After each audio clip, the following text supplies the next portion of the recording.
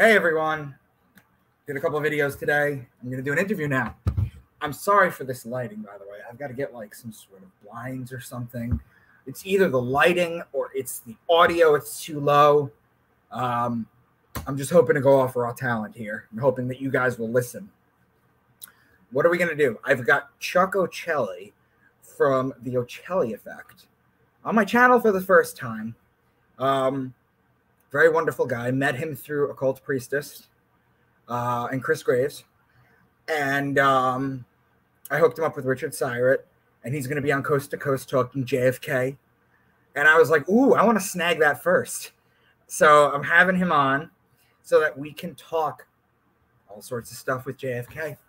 And let me just bring him on. Thank you for doing this. Really happy to be here, Micah. You know, it's been a lot of fun getting to know you and knowing the universe that you're connected to. It's really interesting, man. And fascinating how we sort of encountered each other through a mutual connection in an odd kind of a bank shot way. You know what I mean? I love that.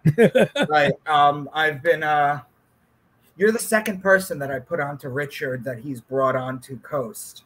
The first was the rapper Truth Seeker, and I put him on, and that's Truth Seeker, the rapper. I got him on Coast. I got him with Richard. Richard brought him on. He's a Christian mystic. He's the one that introduced me to Jordan Maxwell. I said we weren't going to talk Jordan Maxwell. I just briefly want to mention it. He texted me. He was like, "You did such a big favor for me." He said, Truth said, if I call you, I don't care what time of the day it is, I need you to pick up. So lo and behold, I'm at home one day. And I'm just on the couch, and I think I'm scrolling through Twitter looking for podcasts to do. And he calls me, and he's like, I have Jordan right here. So we Skyped for a little bit.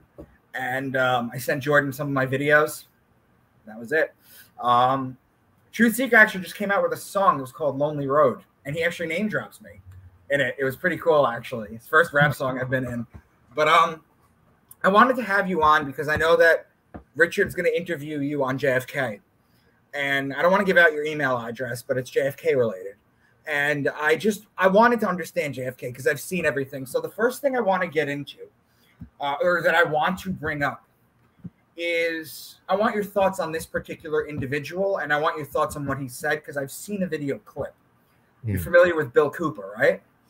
Oh, of course, yes. Beyond a Pale Horse, Behold a Pale Horse, that whole thing. He did a video where he slowed it down and he showed, and it kind of looked like the driver shot him. And that was his argument that he was making. Now, Bill never got fame. And Bill ended up getting kind of killed with no press, or he died with no press. In my view, they usually elevate people that have misinformation. They usually don't let them get to that David Icke type level unless you're dealing with some sort of misinformation. You know what I mean? So that in itself made me think about it. So where do we even start with the JFK thing? Well, let's start with Bill Cooper because he's a fascinating character in and of himself. I find it remarkable that you think that he never really got press because in the pre-explosion of podcast age, Bill Cooper did get plenty of press. He was on CNN. He was, and that's when CNN actually did news. Yeah. And he was interviewed on there. He was definitely an interesting figure. He was a shortwave radio guy. That's how I discovered him. And he did regular broadcast radio in the 1990s. Okay? Is shortwave like truckers and ham radio? No, it's shortwave. Truckers used to use CB radio, Citizens Band, but shortwave and long wave, like you could listen to radio around the world. I used to listen to radio shows out of Sweden and directly from the BBC, again, pre-internet in the 80s and 90s on shortwave radio. Now, Bill Cooper, again, a guy who was actually well-known around the world. Forgive me, it might just be my personal viewpoint because I'm 40. So I might be just a little young to understand him. So forgive me if that's not what I meant, but please continue. No, it's cool. I just want to get through this. So I'm 51, by the way. So I mean, I'm a little older than you, but not that much. But I was fascinated by talk radio, so I sucked up everything I could regarding talk radio as a kid. And Bill was out there, but he was very famous in that, not just because of that book, but he got to be known around the world. He's your first gold and silver guy that, was supported by the gold and silver people telling you the economy was going to collapse. He did put out that book. It's one of the most widely read. See, I know what it is. I'm very familiar with people who wind up being incarcerated, right? I mean, I have a rougher background, and quite frankly, a lot of people in prison wind up reading Bill Cooper's book. Okay. That's a reality. And in 1988, when Bill did release that video that you have stumbled across now, it was on a VHS tape. Okay. So you know what I'm talking about. Oh, yes, because I got one of those VHS tapes in 1988. I was a teenager beginning to explore the JFK assassination, and Bill was one of the first things I found. Now, that video is very interesting if you're looking at it in 1988, for sure. You had to give him $50, and that was a lot of money in 1988 to get that videotape and a packet of information that he would send to you. Okay, again, pre-internet, all right? So this was done by mail order. This was done through the underground. This was done via tape trading. This was done. Have you seen the movie Conspiracy Theory with Mel Gibson? No, I have not. It was done in the 90s. What he would do is he had a mailing list, and he would basically mail out pamphlets to specific people. I guess that's how it was done, pretty much, right before the internet. Well, that was one way it was done. You're familiar with Mae Brussel, maybe? Yeah. Okay, so I'm sorry to go through this history lesson. No, not at all. Not at all. But the thing is that, Mae Brussel mailed her tapes around the world as well, and people would get World Watchers updates, and they would get stuff like that. And Mae did that in the 80s before Bill, right? So there was this underground conspiracy culture that went on, and Bill Cooper was definitely part of it. Now, Bill also went and did presentations in front of people, a conference unto himself. I went and saw one in Atlanta, Georgia in 1994, and I lived in New Jersey at the time. Today, I live in Macon, Georgia, so I'm closer to where Bill went. Right. But we took a road trip to Atlanta, okay, somewhere near Atlanta. Actually, it was outside of Atlanta. It was at a high school somewhere. It was a weird place. But either way, he would go wherever they would request him to go, and he would do presentations and show his version of the Zapruder film, and all that kind of stuff. But that videotape in 1988, understand, was part of a packet that he mailed out that people requested from all over the place. I have no idea how many of them went out, but I do know I got one. Okay. And I know that many other people have gotten them. And over the years, it has resurfaced as an internet video. Now, in that video, it's very blurry. It looks like maybe the driver turns around and shoots Kennedy in the face because of the blurry nature of it. Now, sadly, even many years later, Bill Cooper would even disavow this thing. All right, because he realized that he was fed some nonsense. Now, the problem with him disavowing the fact that he was fed a bad video is that he also made claims in that video that he had seen documentation directly. He had direct knowledge of documentation that proved that it was the driver who indeed killed Kennedy, et cetera, et cetera. The truth is that I've examined the best copies of the Zapruder film, and I've examined some of the worst copies of the Zapruder film. I've examined many other of the maybe 26 films, I think there are, that captured moments before, after, and during the assassination. And quite frankly, the driver's not shooting him in the face. That's not something that we have any evidence for, despite the fact that some people have stated that the Zapruder film is wholly fabricated. It's a fiction, this and that. But they would have had to replicate a bunch of other films to corroborate the Zapruder film as well. Now, besides that one film, which is what everybody thinks of when you think about Kennedy getting shot, the Zapruder film, are there other points of view recordings besides that particular one? Indeed. The headshot is recorded on 1, 2, 3, 4 different home movies. These were, everybody says video nowadays, but these were, home movie cameras that were generally, they had a 16 millimeter spool in them, and they would be cut down to an 8 millimeter home movie. And yeah, Zapruder's one. He is the only one from his angle. Okay. And it does capture one of the best views. However, there is the Nix film, the Much More film, and the Bell film, which all capture the moments of the headshot. The Bell film is incredibly impossible to even watch unless you have it blown up and altered and this and that, because the guy shot it terribly. and it's only in this very sliver of the bottom of the frame, but nonetheless, the headshot is memorialized. There's 4 films. Yeah. When people are talking, just real quick, when you're talking about 16 millimeter or 8 millimeter, this or that, they do things digitally now. And I used to be an actor about 20 years ago. So I remember when they wanted to make things look slower, they sped the camera up. And when they wanted to make things look faster, they slowed the camera down. It's the reverse. But when you're talking about 8 millimeter versus 16 millimeter, you're talking about the amount of shutters that happen within a second, right? Did I get that right? No, I'm talking about the literal measurement of the film, 8 millimeter. Of the film. Okay. Yeah. When you're talking about the frames per second, that's a different issue. And all of them varied because most of the mechanisms available for home movie cameras at the time that this happened in 1963 were actually spring-loaded, and you cranked them by hand, okay? I'm not kidding. Right. You can take a look back at the Bell & Howell camera, and frankly, even though the 6th Floor Museum is a repository of the official fiction regarding Kennedy's assassination, they actually have most of the cameras that were used to film the assassination there. That was an incredibly powerful date, by the way. What was it, November 23rd, 1963, or 22nd? November 22nd, 1963. November 22nd. Do you know what else happened on that day? Many things, but which thing would you like to point to? I just want to let the audience know that C.S. Lewis and Aldous Huxley both died on the same day. Now, Aldous Huxley did Brave New World. And if you've ever gone down that rabbit hole of truth there, that's one thing. C.S. Lewis wrote Mere Christianity, which is a staple for most religious people. The Narnia, the lion is basically Jesus. A lot of very influential people died on that specific day. It's also a handover date astrologically from Libra to Scorpio. It's a handover date. No, I lied. Scorpio to Sagittarius. I lied. So you're talking about the betrayer, Scorpio, and the bow and the arrow that finally kills the sun, the hero's journey, and all that. So let me ask you this question.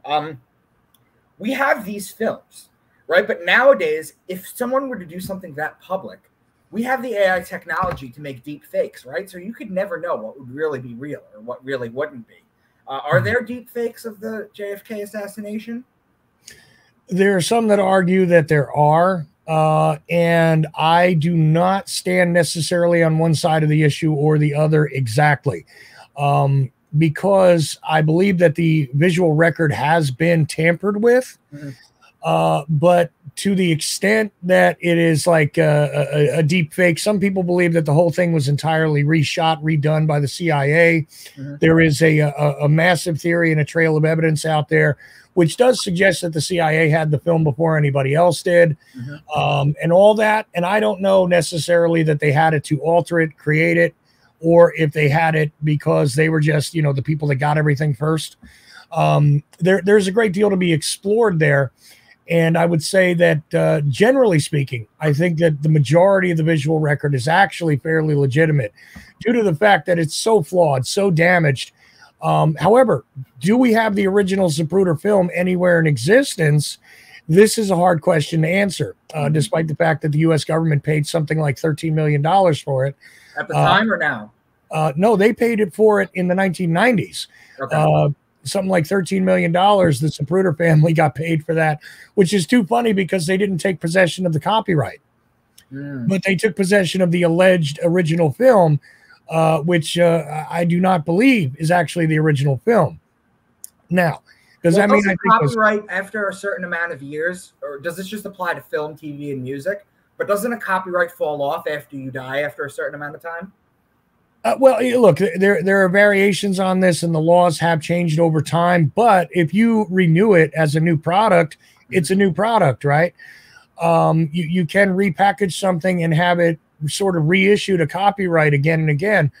And the Zapruder family, at first sold the rights to the film to Time, to Time Magazine, Time Life, that company, with all of its wonderful CIA connections, etc.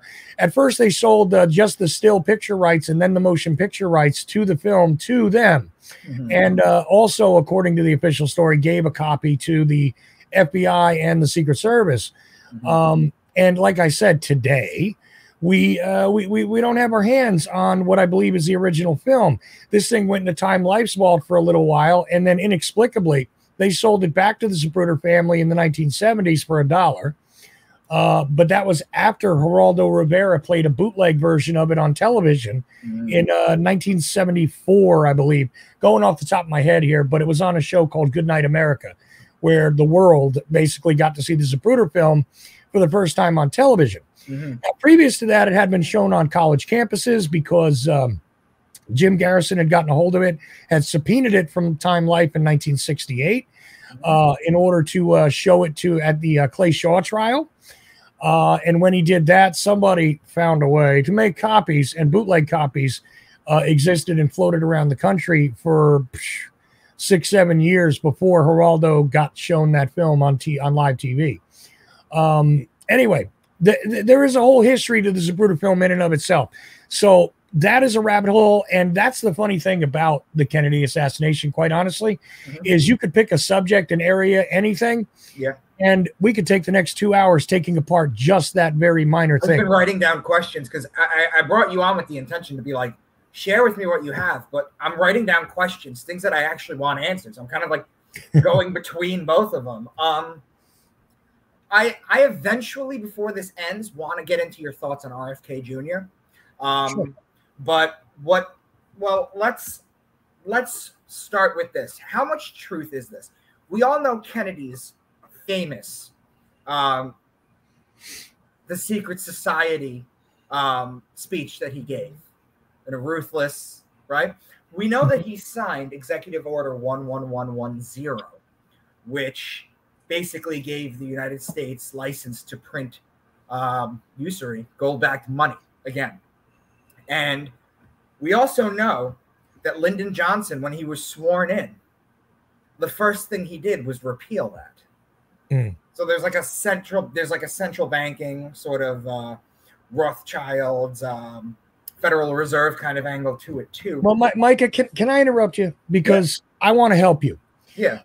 And I want to help you with the backing of some names you might know. Like James Corbett has done presentations on this because I think he's done a wonderful presentation on it. Right. But also I spoke to G. Edward Griffin about this, and I've studied it myself. So I'm going to ask you a quick question, and then I'm going to pretty much destroy everything you just said. Okay, great. And that's what I'm looking to learn. Because it's necessary to do this. Some people hear me do things like this and they say, oh, he's one of those guys. He's an anti-conspiracy theorist. No. I am a conspiracy advocate, but I advocate for conspiracies that we can back. You understand that we have evidence for. I don't want to engage in nonsense and misinformation, not on our side. I don't allow it from their side. So to hell with this. We make sure that we stick to the facts as best we can. So here's my question to you, Micah. Have you read Executive Order number 11110? Not fully throughout, but I've touched it. I've touched base on it. Okay, so it is an augmentation of an earlier executive order if you read it properly. Sure. And understand that at the time the Silver Purchase Act was being repealed, Kennedy did turn over his ability to issue this monetary instrument that is the U.S. note to his Treasury Secretary. That's all he did. Okay. This didn't create a new monetary instrument. This wasn't Lincoln's greenback. He did that, and a fallacy is built in here, and we got to love our friends at InfoWars for this one. I think they're the ones who propagated it most recently. Bill Cooper started this, by the way, made it popular. Okay, but others have gone on with this. They're incorrect. Okay. Here's the problem. That U.S. note was actually printed all the way up to 1971. Really? Now, that's one problem. The next problem is the monetary instrument needed to be changed because we were no longer going to be dealing with having silver on deposit at Federal Reserve banks. See, up to that point, you could literally go to a Federal Reserve bank and turn in one of those notes that was backed by a precious metal and get the amount of precious metal that note was worth. So if you had a 2, a 5, or 100, which is the denominations that those red notes came in 63, you could go to a Federal Reserve bank and get that amount of silver. Okay. And previous to that, there were other ones that said pay to the bearer this amount of gold on demand and things like that. But over the years, backing our money according to precious metals had been incrementally removed. And Nixon destroyed this finally, really, with the removal of the Bretton Woods Agreement in 71, which is why we don't see these bills being printed again in 72, which is the year I was born. So if you read Executive Order number 11110 and you actually study it, it does nothing like what any of these people advertised. And the funny thing is that G. Edward Griffin has had to correct it. Others who believed that this was absolutely, gospel fact have had to go back and take a look. And the truth is, this is just one of those patriot myths that is, and here's the thing. I am against the Federal Reserve. I'm here to tell you that The Creature from Jekyll Island is one of the greatest books in the world. I'm here to tell you that I think they are destroying us from within, that it is not federal. It has no reserves. It is one of the most evil institutions and influential ones in our lifetime. You're 40, I'm 50, whatever, right. And a whole 2-3 generations before us, ever since 1913. Okay, look to James Corbett's documentary, a century of enslavement, which is about the Federal Reserve. Absolutely correct. But I can't hang this one into the Kennedy assassination because it doesn't work. Let me ask you a question based on that, because 2 new thoughts just popped into my mind. Go for it. Okay, so we're talking about it ending in 1971, right? Wasn't it in 73 that Nixon made everybody trade oil under the petrodollar, thus giving it its value that we still have to this day, in a sense? Now you're in the right team. Now, on top of which, I also want to bring you to the fact that we know that David Rockefeller became CEO of Chase Manhattan. We also know that there's plenty of released documents that show that they've been accused of manipulating the silver market. See, silver and gold always traded historically at 13 silver to 1 gold. That's since the 1300s. We're talking Mansa Musa, okay? Since the 1300s, it's traded at that. It is now trading at 85 to 1. So you've got Rockefeller manipulating the silver, and then you have our entire balance, our worth, tied into the oil. I was wondering if you could speak on those 2 things. Well, it's a lot of complexity there, and I don't pretend to be able to articulate all of that perfectly. I will tell you that you're striking exactly the right chord. This is what it's about. If you want to talk about but see, we're away from the Kennedy assassination now. Yeah. They had nothing to do with setting up the Federal Reserve. They were not being run by the Rockefellers. This is why you could, blow a couple of their most prominent sons' heads off within the space of 5 years because they weren't Rockefellers. You notice Rockefellers usually don't get shot, okay? It doesn't matter if they're, the idiots sitting around handling the foundation, or if they're the guys setting up the methadone clinics, or if they're the people actually dominating the real estate market before they abandon it. It doesn't matter, because they don't take bullets. The reason why the Kennedys took bullets is because they weren't part of that establishment. Now, you also mentioned the secret society speech, so I hope we get back to that. Sure, bring it back. But you're very correct about this, and that's why we have to go back to the secret society speech. This, again, if you take a look at who actually wrote it, first of all, JFK did not write his own speeches. They never did. For the most part. But a guy named Ted Sorensen did, and he was part of it, and there were others. I don't claim to have spoken to all of them, but I have spoken to a couple of them who are speechwriters for Kennedy. Okay. That was a multi-layered speech. And as per usual, there was language built in there. See, this is the way it used to be done. There was language built in there that was meant to signal other people in other nations, right? Secretly. They got signals all the time across, and signals. You're talking about keywords. There were keywords, there were phrases that were implanted in there to answer questions publicly about certain things. Right. There were public discourses going on right in broad daylight that you or I or our grandparents being around at that time would have had no knowledge of. And that is part of what's going on during that secret society speech, first of all. Secondly, you're also talking about the time of the Cold War. And make no mistake, as much as I love to focus on Kennedy's use and discussion about, peace and those possibilities, he was a Cold Warrior. He was a product of his time. So some of that stuff is just the rhetorical, zeitgeist coming out of his mouth, as would any president at any time up until recent times. Right. You could always sense the condition of things, the geopolitical posture, if you will, from U.S. president speeches. You know, you can sit there and do an analysis across time ever since they were first disseminated, first in print form, later in radio, and then of course JFK being the first television president. It's very interesting. Gotcha. But there are many different layers of that going on. Is it all about the secret societies? I know people have seized on it. There may be some things in there, but it is not all about that. It is, again, a bit of a misnomer. And I get that from the people who wrote it. I'm taking their word for it, yes. But I take it from their word. They were the ones who created it. They've explained why they've implanted some of that language in there for different reasons. And some of it, I guarantee you, they took to their graves as well, because some of it is still, you know, not meant to be seen, still top secret. You know, you couldn't tell them that they were signaling Khrushchev this or that necessarily even today. Sure, which is why Biden just reclassified everything. It was supposed to come out, and then they reclassified. I mean, I know it wasn't him, but it was the people that are running that whole thing. Where does Cuba fit into this whole thing? Cuba, great question as well. And does it fit in there? Yes, it does. We were attempting to take out Fidel Castro. I mean the United States, right? So I'm just using the proverbial we. Right. But our CIA, in partnership with anybody they could find, including the American mafia, they were trying to take out Fidel Castro, and they unsuccessfully did so because the man died of old age. Right. Okay. But now he lives through Justin Trudeau. What's that? I said, and now he lives through Justin Trudeau's face. Maybe. You know, it's okay. The thing is, though, it's very interesting.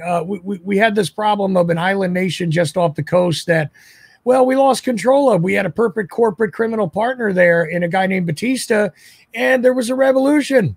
Okay, so the U.S. lost its good partner in good commiserating business, you know, to punish the people and take away their assets as per usual and strip mine any sort of natural resources they had, whether it's sugar cane or lithium, it doesn't matter, does it?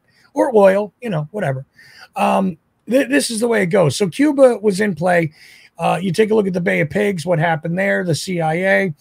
What is important about Cuba, as far as I'm concerned, is that it is yet again another place where JFK was challenged repeatedly to go to war, to make money for the military-industrial complex. And now I'm going to get into why I think he was actually killed. Is it true?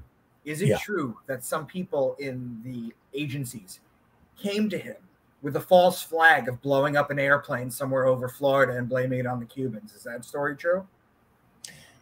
Operation Northwoods is what that's called. And that was a military contingency plan presented to JFK for by Lyman Lemnitzer, among others, as part of the Joint Chiefs of Staff.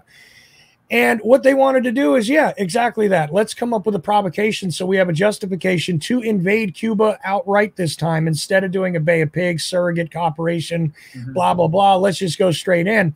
And indeed, they recommended, and this is why it's important for 9/11 people, is that they had this idea that they could maybe, use a remote control plane in 1962. Oh, that's funny. I thought we didn't have that technology. Well, you know what? The Pentagon doesn't propose stuff it doesn't know how to do. Right. Anyway, so that happened. They proposed it as a way to create a justification to invade.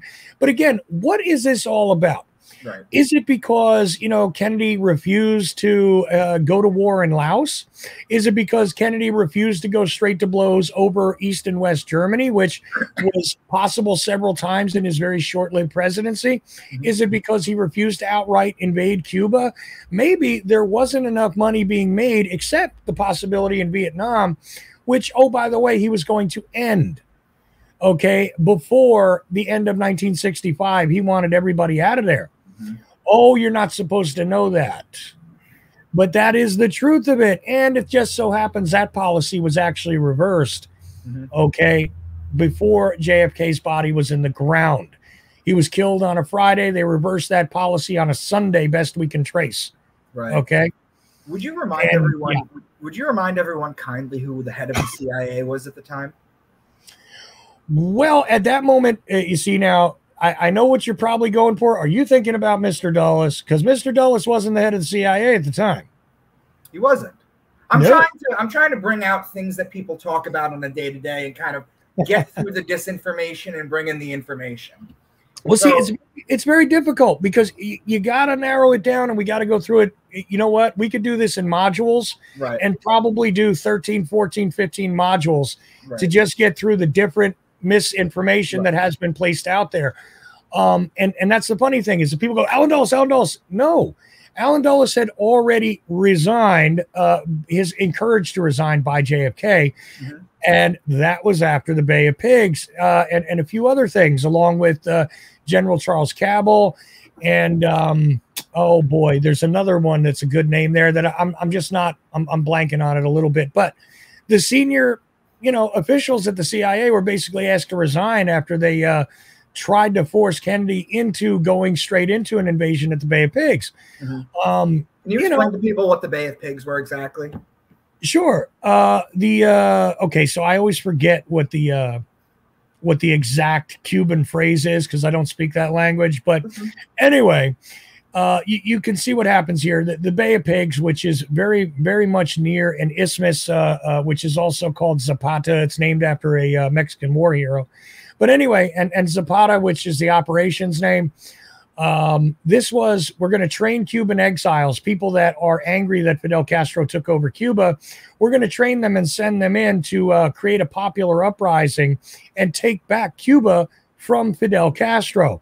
This was the brainchild of the CIA, and this is what they did. They trained them, equipped them, and sent them in, about 1,000 of them, onto a beach. And here's the problem. Everybody knew they were coming. They were captured and caught right away. And then John Kennedy was told, well, if you send in air cover, if you send in airstrikes, if you support these guys, we could successfully take the island. And Kennedy, to not provoke the Soviet Union, said no. Right.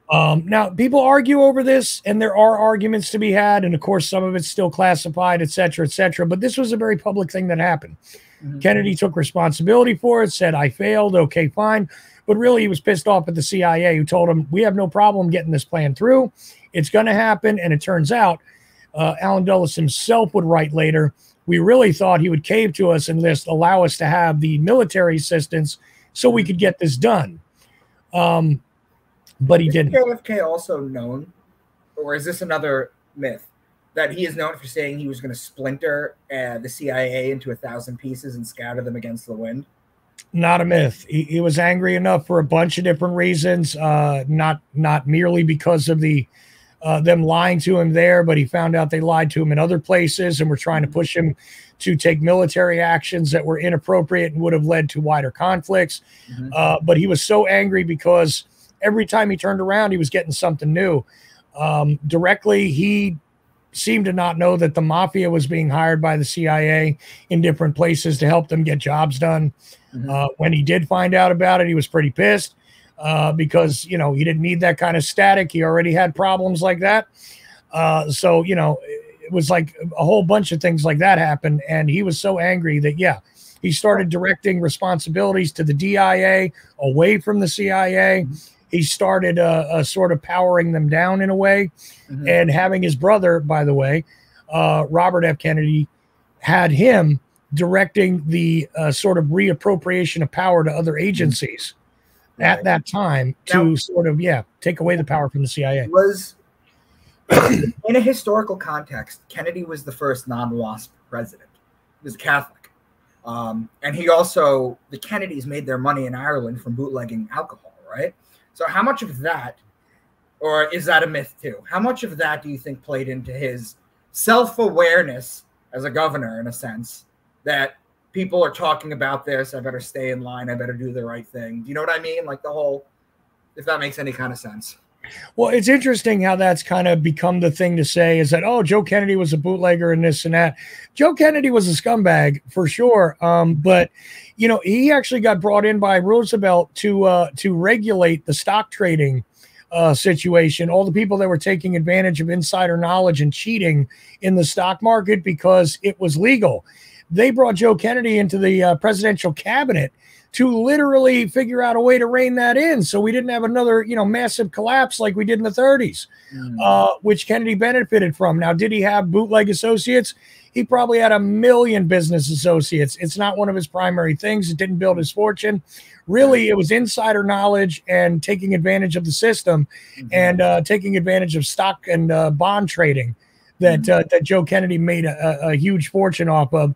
Before that, the family had a tavern or two. They were starting to build themselves up. And really, as immigrants to this country, they weren't anything. But Joe Kennedy built that up. And then, of course, who he chose to marry, that's another thing. That's how the Kennedys get involved in politics, okay? The Fitzgerald family, you know, his wife's family and all that.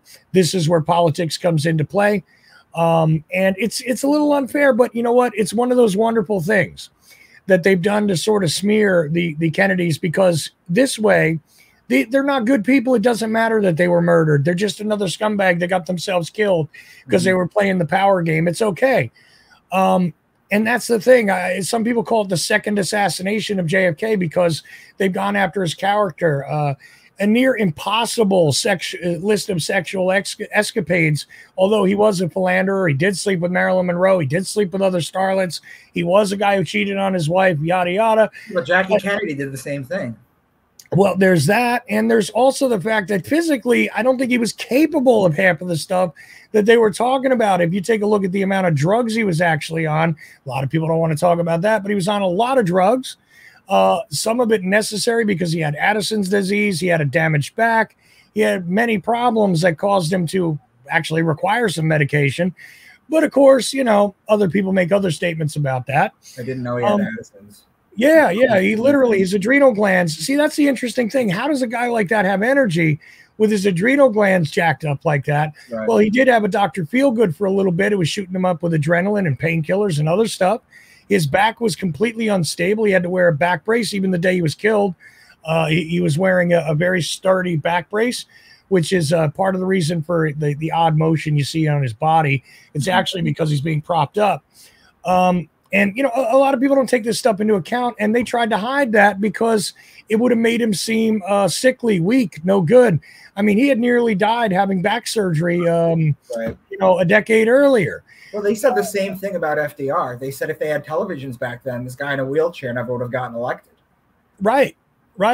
Well, you couldn't appear to be a weak man. And Kennedy, they got him a tan and they made him look good and they pumped him up with some steroids. That's why that little puffy face look is happening during the 1960 campaign. It's steroids. Steroids, yeah. Yeah. You know, so, but see, there's reality and then there's the added reality where people want to go after the dark side of Camelot. Here's the, you know, and again, I'm not one of these people who deifies the man. Right. I just go after the realistic situation, and it's a little more nuanced than a lot of people want to make it out to be. You know, was he a cheating guy who was sleeping around, and did he bang Marilyn Monroe and all that? Yeah, he did. But was he sleeping with 18 women a day, swimming pools full of chicks? Look, I don't know how he could have maintained that on the chemicals he was on. Right. With the bad back. I mean, you know, women are willing to service you, but I mean, that's not the same thing as you're, you know, running around screwing 18 women. I mean, maybe if you just got to sit in your chair and go Bill Clinton style, that's one thing. But I mean, if you're going through this, an acrobat, what's that? It's the whole Hugh Hefner thing.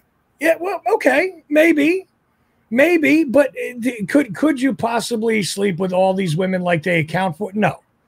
No, you wouldn't have enough time in the day to pull this off. I mean, after the third woman, my nose would start bleeding, and that would be it. I'd be done. I mean, really, look, at the height of my powers, my friend, I don't think I could have done that, and I didn't have a broken back and Addison's disease, and I wasn't shot up with 18 different chemicals. I mean, I voluntarily took some chemicals, but most of those were not helpful to what it was I was doing. I drank some, you know, okay. But anyway, look, there's the mythology and then there's the reality. The reality is that I do believe he stood in the way of the military-industrial complex's agenda. I do believe that because we have absolute proof of it over and over and over again. Even if we listen to the tapes, we take a listen to the meetings between the Joint Chiefs of Staff, we take a look at the paperwork as it stands, the evidence they've allowed us to see. You can see that over and over and over again, they wanted him to go to war. They wanted a surrogate warfare to take place in Laos, in Cambodia, in Vietnam, in various Southern American nations, in Cuba, in Germany. Germany could have been the ignition point for World War III several times. People forget this. The divided Germany, we literally had weapons pointed at each other, Right. United States and the Soviet Union pointing tanks at each other, literally, okay, shadowing each other on one side of a wall or another. And we nearly came to blows several times. All it would have taken is the president's initiative to say, go. Right. And that would have been ready to fly.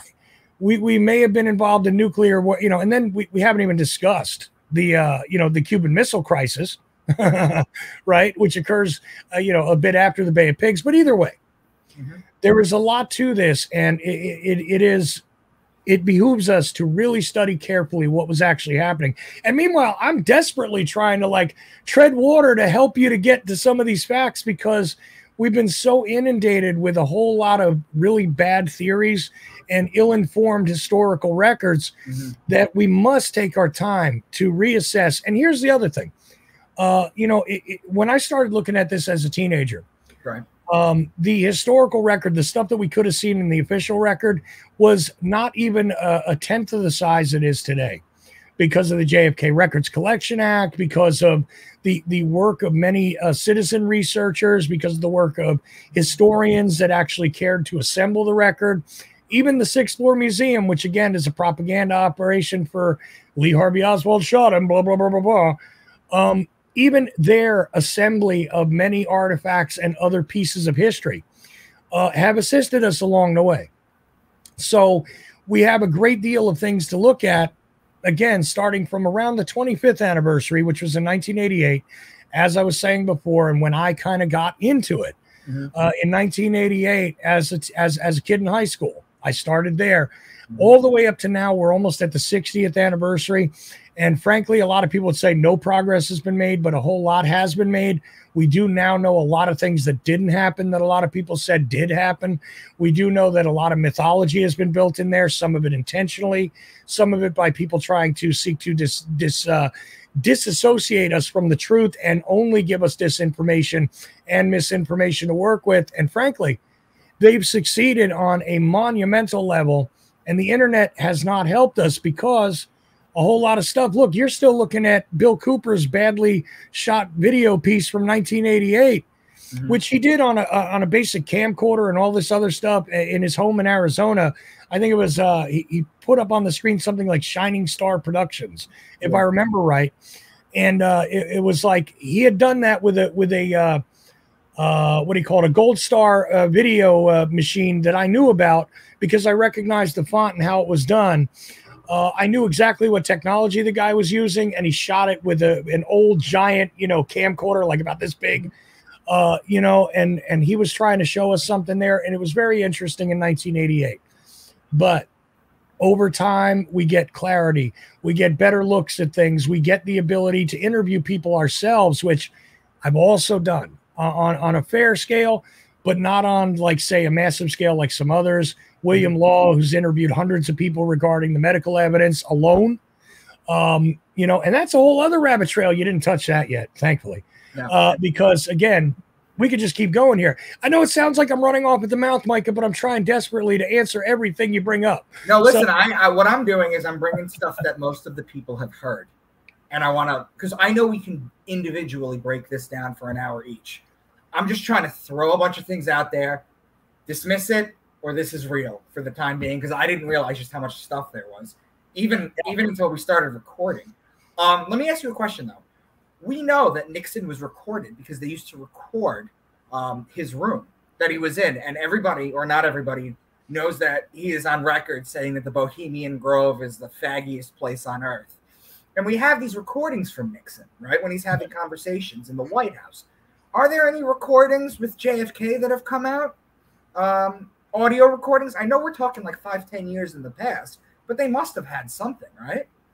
Sure. There are plenty of recordings of meetings and things that I've had to go through, checking different things out. You take a look at a lot of memorandums on paper. They are, summaries of meetings and stuff. I've actually heard some of the meetings. Johnson before Nixon recorded meetings as well. Really, the Nixon taping system was kind of based on Johnson's taping system. And they were recording this for themselves to keep track of everything, not to get busted at what they wind up getting busted at later. But there's hours, not as much of JFK as there is of Nixon, because Nixon very much upgraded the recording system and wanted everything recorded. And then famously later on fought to not turn over his tapes and everything Right. when people wanted evidence about the Watergate thing. Which is a funny story in and of itself. I mean, how is it that a guy who instructs people on burglary jobs at the CIA screws up a burglary job, while he's working for Nixon? That's a good question, Mr. Carlson. Right. But anyway, just funny stuff. I think they removed Nixon too. I think that the same people that thought it was, advantageous to put a bullet in Kennedy's head thought maybe it was too soon to put a bullet in another president's head. So they just sabotaged him and, kneecapped him by hooking him up with a bunch of CIA guys who got him busted. Doing probably what, most politicians were already doing, with counterintelligence and counter surveillance and espionage activity against each other. That was commonplace. Funny stuff to me. Yeah. I feel like CIA assets, which, by the way, we know most of those Watergate people were either CIA assets or connected to the CIA, connected to CIA operations. It's really interesting. And is there tape? Yes, there's some tape. Is there anything that's like absolutely explosive? Well, there's as yet still classified tapes, still classified. I was going to say, if it was recorded back then, it was probably transcribed and then redacted and then released with a bunch of black lines. Yeah, but not released. Not released until somebody forced it out there, right? Because here's the thing. The government doesn't just say, okay, look, we're going to throw most of our secrets on the table here. You guys want to come see them? That's not the way it works. Freedom of Investigation Act, I don't know when that came in, but does that apply? Can you request documents of that sort of nature with that? Yes, but you have to know exactly what you're requesting. See, here's the catch-22, right? In order for me to request, say, a meeting, I have to know which agency handled it, which agency retains the documentation of it. I'd have to know the date. I'd have to know the people that met there and all that stuff. Now, how do you know that unless you were in on it? This becomes a difficulty. So, there are ways of doing that. I'm not going to reveal that secret here on your show today. There are ways of doing it, but it is not easy. Okay. It is really not easy to find out about a meeting. And then you go, okay, now I need to go get the memos from that meeting. And this is an arduous task to sometimes pry loose things that in essence may or may not be useful, depending, and then the CIA is very interesting anyway, in the way they handle things. I love Judge Thunheim, who was the head of the Assassination Records Review Board, which is what was created to answer the law that was the JFK Records Collection Act. His interesting story about the CIA was this. They put up a document on a screen for a CIA representative and said, look, here's a CIA document. We'd like to request it to be declassified. What could be the reason for it? Because he knew it was basically an innocuous document. What could be the reason for refusing or resisting us having this? Because they had to keep vetting all this stuff through the CIA and through the different agencies, whatever agency it was, Office of Naval Intelligence, the Defense Intelligence Agency, the National Security Agency. It didn't matter. They had to go through each agency and make these requests, and then they would have to come back with a very good reason why it could not be declassified, right? So they're doing this, and the CIA guy looks at it, and there's silence for a moment. He looks at it, and he says, well, sir, can you tell me what it is? He says, give me a minute. I'll think of something. Okay, so that's the attitude there. And, again, interesting trails on all that stuff. It's very difficult to get these things. I know it's very boring. It's very mundane for some people. Some of this stuff will drive you crazy if you try and dig into it and read it. It's not a spy thriller novel. Very difficult to go through, put things together, figure out what the hell they're talking about, what's going on in these different documents, what's actually happening, what you can request next. Like I said, the fact that it's taken us half a century to pry this stuff away from them slowly, it's amazing that we have the millions upon millions of records that we do.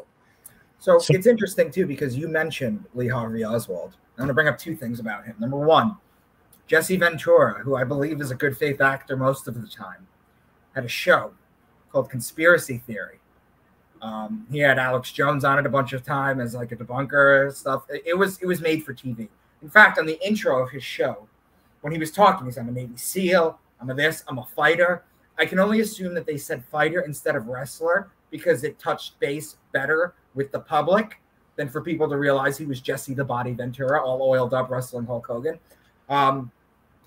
Interesting thing enough about Jesse Ventura, he was basically let go because he tried to start a union with the wrestlers, and Vince McMahon caught wind of it. He on his show, he did a Kennedy episode, and he went to the library, and he pulled the gun, and he tried to hit a target or a watermelon. I forget. It was bigger than Kennedy's head. And he's a trained marksman. He used to dive and disable bombs underwater as a Navy SEAL. And he was a trained marksman too. And he literally filmed the whole thing. It is impossible. The way they said it literally happened is impossible. And no one seems to care or know about it. I guess one of my last questions, or I have two. I want to touch on RFK Jr. real quick and your thoughts. But I wanted to talk real quick or get your thoughts on HW, what he was doing at the time, George H.W. Bush, by the way. And I wanted to mention, too, I forget whose funeral it was, but George H.W. Bush gave a speech. And at one point he was I don't know if you saw this speech, but at one point he was talking about Kennedy. And when he said a deluded gunman shot him, like a big smile came across his face, like he was holding back laughter. I don't know if you remember seeing that, but I was wondering if you could touch base on George H.W. Bush and what his involvement was or what you know of. Well, here's what we do know, that there's some strange stuff in the record there regarding, him making a phone call and making an accusation against somebody that was working for him at the time. Alleging this guy Perot had made statements about wanting to harm Kennedy and this and that. But here's the problem. If you trace the character that they say was George H.W. Bush in Dealey Plaza, because that's one of the things Jesse presented on that show as well. It's not him. I can show you that same guy at a different angle, and it's just a bad angle of the guy. It's not H.W. Bush there. Some people have even tried to put W in the plaza, by the way. Really? Yeah. They have a picture of a guy, and you look at it just right. Yeah, it could look like W, sort of. But here's the mind sees what it wants to see, right? Absolutely true. But when you follow this character in other films, which, by the way, there are other films, there are many other still pictures that were taken by a variety of individuals, you can find this character elsewhere. Just like, well, what about the babushka lady? Well, which one? Because I happen to know there's 4 of them. Okay, because I've traced through these things and I've gone through the arrays of photographs over and over and over again to find stuff. It's not H.W. Bush in the plaza. Now, does that mean that I don't believe that the Bush family is a crime syndicate? Oh, no. No. Was he involved with the CIA long before he became the director in 1976, appointed by Warren Commissioner Gerald Ford? Yes, he was. But was he involved in the Kennedy assassination? Well, not as a shooter. The guy's got no history as a shooter. He's got no marksman skills of any kind. So, H.W. Bush, you would have to show me something different aside from that blurry photograph, which is dispositive, actually. We know where he was. People say, oh, he didn't know where he was. And yes, we do know where he was. He was at the Kiwanis Club many miles away. I think it was in Alice, Texas, at lunchtime, which, by the way, is about the time of day that Kennedy was killed. So unless he could have gotten somewhere really, really fast, shown up, set up, and done something within, 3 minutes, without some, X-Files type technology being available to him at the time, nah, not going to happen. There are some people that actually believe that George H.W. Bush was head of the CIA during the Kennedy assassination. I know that, but he wasn't.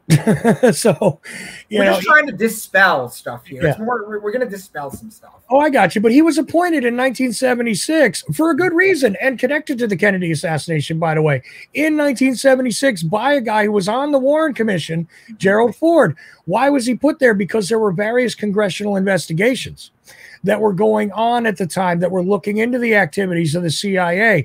And you can check with a guy named Jefferson Morley about his lawsuits to try and prove that the CIA sent disinformation agents directly into congressional investigations to stop them from learning the truth about the Kennedy assassination, if you like. And guess what? They made him the head of the CIA for that 1 year to make sure that damage control was handled properly, because George H.W. Bush is an excellent bureaucrat and a guy who knows how to control disinformation assets. So that's why he was put in place in 1976, realistically. I mean, you want to talk about the Peter Principle, which, for people who don't know what that is, the Peter Principle, it's a sociological term. It's when someone is over promoted beyond their means to the point where you're like, how the hell did that person get in that position? A little off topic, but there's also rumors that Reagan had a different VP in mind, and they were like, no, if you want to win this, you got to put HW as your running mate. Yeah, I believe that those kind of things are very possible. I know he was placed there in order to run certain aspects of Reagan's administration, who, you know, felt like he was the kind of, Reagan was a true believer, by the way. I don't believe he was an asset of any kind. But after somebody took a shot at him, interesting guy who took a shot at him, and his music career now, right? Music career now, but also his family, you know, that there was one of his relatives was supposed to be sitting down with some of the Bushes for dinner the next night after after he takes a shot at Reagan. You know that, right? You think Oswald and Hinckley are all MK Ultra CIA type deals? I don't know if this is in their history, but one thing you'll find is with a lot of these shooters, like Chapman with Lenin, where he could have left, and instead he just started reading Catcher in the Rye. It's interesting how many times Catcher in the Rye shows up in the public discourse. It seems like it's constantly. Catcher in the Rye. You want a thread to pull on regarding MK Ultra and the bizarre connections? Look up a guy named Jolly West. Dr. Jolly West, and you'll find him present ready around Jack Ruby. You'll find him present around Charles Manson. You'll find him present around Sirhan. You'll find him, yeah, I said all this. This is reality. Remember, I'm the guy who throws away a lot of the wild conspiracy theories. This guy, who is directly, credibly connected to MK Ultra, was in proximity to all of those guys that I just mentioned, and many more. Okay. I honestly can't believe we've done an hour already. This just flew by. One last question. I want your thoughts, your unadulterated, honest thoughts on RFK Jr. You know, I have cautious optimism about him. I feel as though he legitimately, and this is a gut thing, Micah. This is gut. Sure. Okay. My gut says to me that he may be under the impression that he could make a difference. But I'm a little confused because this is the wrong time for him to get in unless he's looking to set himself up for next time. And I think that legitimately he would be a change. He would be an actual agent of change, a real one. And I don't mean the type that, you know, comes in and brings in Agenda 2030, et cetera. I do mean a legitimate agent of change for people. I think he actually does care about the welfare of others. He may be misinformed about some things, but who is not? Right. I feel like he's genuine, at least. Outside of that, I feel good about him, but I don't think he stands a chance. I mean, obviously, just, look, pragmatically, how do you take on an incumbent president unless Joe Biden dies in between now and November of 2024? I don't see how he could legitimately challenge for the Democratic nomination. It's even beyond that. Do you know that? You do know this.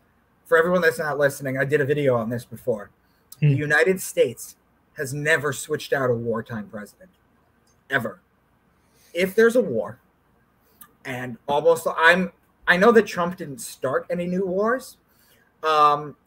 I'm under the impression Kennedy didn't either. But everyone else has wars. Everyone else starts one or two wars.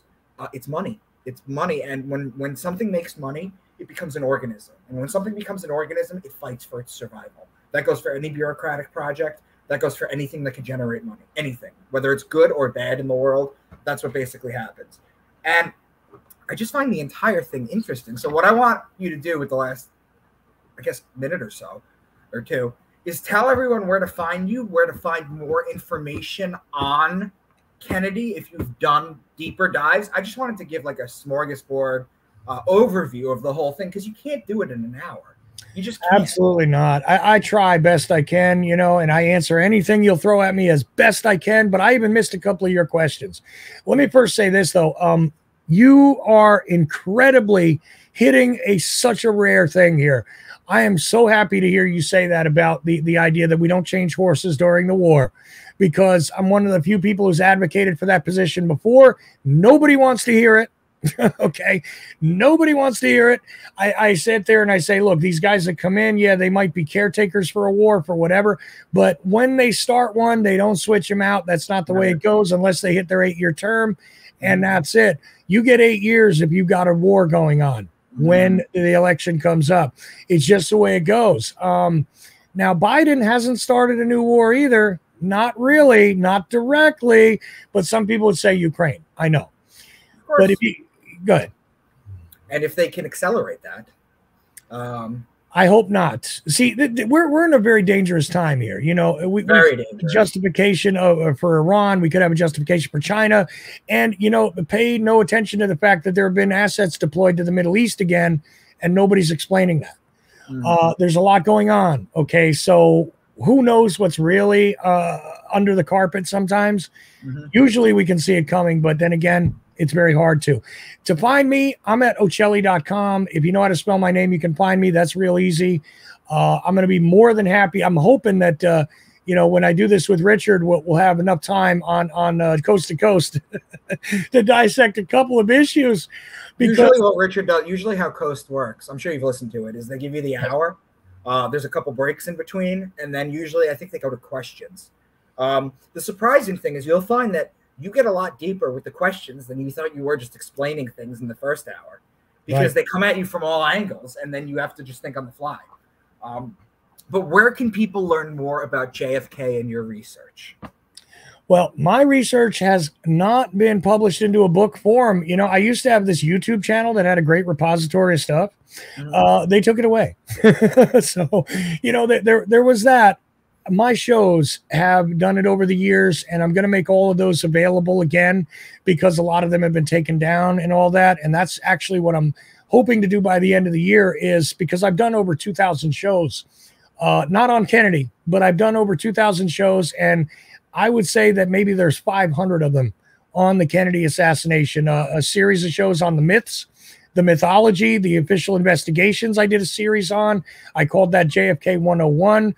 I've done, I can't even count the amount of interviews I've done about particular books that contained really great facts, that contained really great brand new information at the time, forensic information, stuff with like the late Sherry Feaster, who can provably, and unfortunately she's gone now, but nobody's ever challenged. No one has ever challenged her professionally when it comes to her forensic analysis that says shots came from the front regarding the JFK assassination. Nobody in her field has done it, and she was a crime scene analyst. Unfortunately, she's dead and gone, but even in death, nobody has taken her on, okay? I had her on. I have gone through many pieces of unique information, witnesses. The lady who took the Mary, what is her name? Mary, good God. One of the most famous black and white pictures ever. What is it? Not Mormon. Mormon is the one who took the video.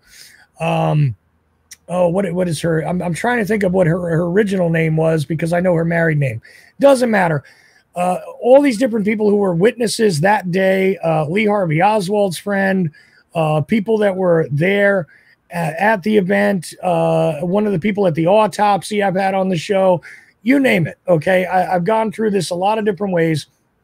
I'll tell you the truth. One of the best repositories out there is not even mine. And I'll give credit to another guy who's been doing it for since the year 2000. His name is Len Osanic. You saw him on that Jesse Ventura TV show.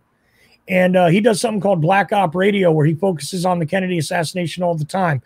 But when I put my stuff back out, I think it's going to be extremely remarkable. And again, I've done this over the years and given it away for free all along.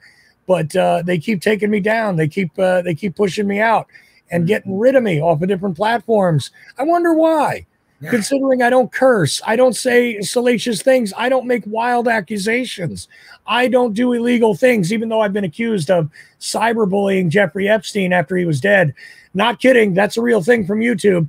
And also supposedly encouraging people to harm themselves, which I did not do. And I got the creepiest letter ever if you listen to me on Freeman Fly show recently, I told the story for the first time of the GooTube people, okay, Google team sending me a letter saying, "Are you okay? We're concerned about you." All right. Creepy. And I don't even know if that's AI generated. Creepy. Anyway. So you have to go in a minute, but do me a favor. I'm not going to say your favorite. I'm not going to say the most misunderstood, but I'm going to say, what is, if you had to narrow it down, because I know you could for a bunch, we'll leave with this. What is the most disinformative piece on JFK that a lot of people believe that you've come across that you feel like you're trying to knock down? The absolute worst thing out there is all revolves around one person, one author, and a couple of books now, unfortunately. Her name is Judith Barry Baker, and she claims to have been Lee Harvey Oswald's mistress. And I will say this, and I don't care. Look, are you willing to go along with a statement where this could be entered into evidence in the court? Are you willing to do that, Micah? Because I could throw something out here. It's up to you. Sure, do it.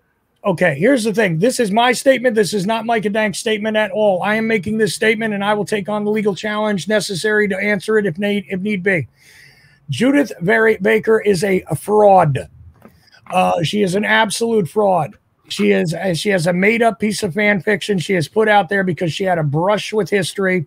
She happened to be employed at the same place that Lee Harvey Oswald was for about a week, and that's it.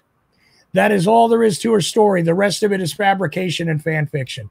That is the worst universe of nonsense out there. That is the most disinformation that keeps revolving in a giant tornado of ridiculousness. It is friendly to the conspiracy world, but it is unfriendly to the truth. So that's the reality. And I'll tell you what, I would live for the day she hauls me into court to sue me for calling her a fraud. Do it, because you'll have to enter into evidence a legitimate claim, which you cannot back up. So bring it. That's what I got to say about that. And I'm serious. And I'm going to be the MC at the Lancer conference this year. I step up publicly. I make very careful statements. I don't make, crazy things. I'm very careful about the legals, blah, blah, blah. All that over the years, over a decade, I've done that. But I'll tell you right now, I'm willing to risk it with her. Okay, because I know for a fact she is an absolute mess. Anything connected to Judith Barry Baker, ignore it. I mean, unless you like fan fiction, go for it. There you go. Fan porn, basically. Chuck, it's been wonderful. I know you have somewhere to go. You're always welcome here. This has been great. I'm going to put it up right away. I'll send you a link. I would like to have you on in like a month or two to talk about Jordan. I want to get people to know about Jordan. Whatever you feel comfortable sharing, our shared stories, things of that nature. This has been wonderful, man. I know we didn't deep dive into anything, but we cleared up a lot of bullshit. Yeah, and there's much more we can do, and I would love to talk about my friend who I miss dearly, Jordan Maxwell. Yeah, absolutely. Anytime, Micah, and thank you for putting up with me for an hour. Yeah, no, this was amazing. Chuck, thank you, man. I'll let you get going. Take care. Take care.